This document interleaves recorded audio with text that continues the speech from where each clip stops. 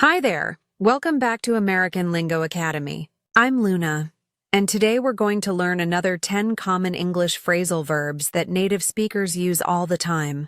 These are really useful phrasal verbs that you'll hear in everyday conversations, so make sure you practice them. I promise by the end of this video, you'll feel much more confident using these phrasal verbs. All right, let's get started. Number 1, catch out. This means to discover that someone made a mistake or was doing something wrong. It's like when you find out someone wasn't telling the truth or wasn't following the rules. You're basically discovering someone's secret or exposing their error. For example, imagine your teacher gives a surprise quiz in class. The teacher caught out several students who didn't do their homework because they couldn't answer the basic questions. They thought they could hide the fact that they didn't study, but the quiz revealed the truth and exposed them. Here's another one. Your friend tells you he's an expert at cooking Italian food, but when you ask him simple questions about how to make pasta sauce, you catch him out. He doesn't know basic cooking terms or ingredients, so now you know he was exaggerating about his skills. You discovered his lie through your questions. Number 2, catch up. This one is super common and you'll hear it all the time. It means to reach the same level or position as someone else, or to do work that you're behind on. You use this when you need to get to where others already are, whether it's in work, school, or even just physically moving. For example, you missed a whole week of school because you were sick with the flu. Now you need to catch up with your classmates by studying extra hours every day and asking teachers for help. You're behind everyone else, so you have to work much harder to reach their level and understand what they learned. Here's another one. 2 friends are running together in the park, but one is much faster than the other. The slower friend shouts to her companion, "Wait for me, I need to catch up." She's trying to run faster so she can be next to her friend again instead of being left behind. Number 3, catch up in. This means to become current or reach the expected level in a specific subject or area of study. We often use this when talking about school subjects, work projects, or any particular skill where someone is behind. For example, your math grades are much lower than your other subjects like English and history. Your parents are worried, so they hire a private tutor to help you catch up in math before the final exam. You need extra help in that one subject specifically because you're struggling with it. Here's another one. A new employee joins a software company but doesn't understand their computer system yet. His manager is very supportive and gives him training materials and online courses so he can catch up in the technical skills required for the job. He needs to learn that specific area quickly so he can work as efficiently as his coworkers. Number 4. Catch up on. This phrasal verb means to do something you haven't had time to do, or to learn about news and events you missed. It's about getting updated or finishing delayed tasks that have been piling up. For example, you had an extremely busy week at work with meetings and deadlines. You couldn't watch your favorite TV show at all. This weekend, you plan to relax on your couch and catch up on all the episodes you missed during the week. You want to watch everything you didn't have time for so you're not behind anymore. Here's another one.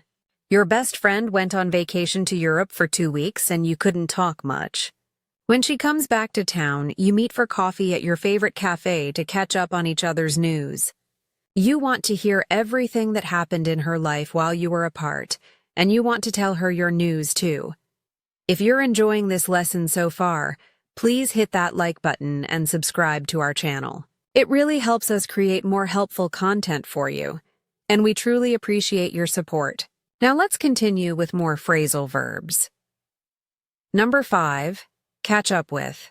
This means to meet someone you haven't seen in a while and talk about what's been happening in your lives. It's about reconnecting with people and spending quality time together. For example, you haven't seen your cousin Emily in 5 years because she moved to another state for her job. She's visiting your city next month for a wedding, so you're really excited to catch up with her over dinner at a nice restaurant. You want to spend time together, hear about her life, her job, and everything that's changed. Here's another one. After the business conference ends for the day, you catch up with an old colleague in the hotel lobby.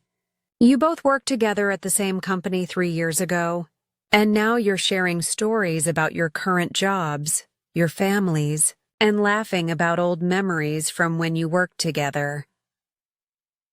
Number 6. Cater for. This means to provide what is needed for a particular group of people or situation. It's about making sure everyone's needs are met and taken care of properly. For example, the new Italian restaurant in your neighborhood has a special menu that caters for people with food allergies and dietary restrictions. They offer gluten-free pasta, dairy-free options, and vegetarian dishes so everyone can enjoy a delicious meal safely without worrying about getting sick. Here's another one. The beach resort hotel caters for families with young children by providing cribs in the rooms, high chairs in the restaurant, and a kids' play area with toys and games. They make sure families have everything they need for a comfortable and enjoyable stay, so parents don't have to stress about bringing everything from home. Number 7. Cater to. This is very similar to cater for, but we use it more when talking about satisfying specific preferences, tastes, or demands, especially in business contexts. For example, this trendy clothing store in the mall caters to teenagers and young adults between the ages of 15 and 25. Everything in the store, from the loud pop music playing to the modern style of clothes and the bright colors, is designed to appeal to that particular age group. Here's another one. The local movie theater caters to different audiences with different tastes by showing action films, romantic comedies, animated children's movies, and art house films all in the same week. They want to make sure everyone in the community finds something they like and want to watch, so they offer variety. Number 8. Cave in. This means to finally agree to something after resisting for a while. Or it can mean to physically collapse inward. You can use it for both decisions when someone gives up, and for physical structures that fall. For example, your little sister begs you for 3 weeks straight to let her borrow your favorite leather jacket for a party. At first you say no many times because you're afraid she'll damage it, but eventually you cave in and let her wear it because she won't stop asking. You gave up and agreed because she asked so many times and you got tired of saying no. Here's another one. The old abandoned building's roof caved in during the heavy snowstorm last winter. The weight of all the snow was too much for the weak structure, and the roof collapsed and fell inward, making the building even more dangerous. Number 9. Chalk out. This means to plan something carefully or to outline a plan in detail before you begin. We use this when making strategies or organizing future actions step by step. For example, before starting your new online business selling handmade jewelry, you sit down with your business partner to chalk out a detailed plan for the first year. You discuss your budget, your timeline for launching, your marketing strategy, and your goals, so everything is well organized and clear. Here's another one. The experienced teacher chalks out the lesson plan for the entire semester on the first day of class in September. She explains to her students what topics they'll cover each week, when the tests will be, and what projects they'll do, so students know exactly what to expect and can prepare. Number 10. Chalk up. This phrasal verb means to achieve something good or to record a success, victory, or score. We often use it in sports when talking about wins or when discussing accomplishments and achievements. For example, the high school basketball team chalked up their 10th consecutive victory of the season last night against their biggest rivals. They won another game, adding one more win to their impressive winning record, and the fans are very excited. Here's another one.